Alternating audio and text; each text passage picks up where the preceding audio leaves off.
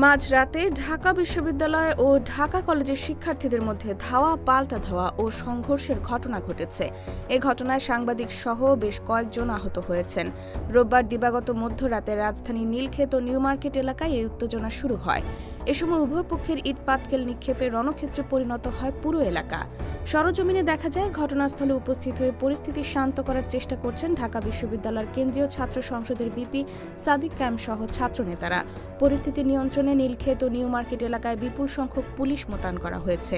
এ প্রসঙ্গে ঢাকা মেট্রোপলিটন পুলিশের new market জোনের সহকারী কমিশনার মোহাম্মদ জাহাঙ্গীর বলেন, ঢাবির শাহনেওয়াজ হলের সামনে ফুটপাতে দোকান বসানোকে কেন্দ্র করে উত্তেজনার সৃষ্টি হয়।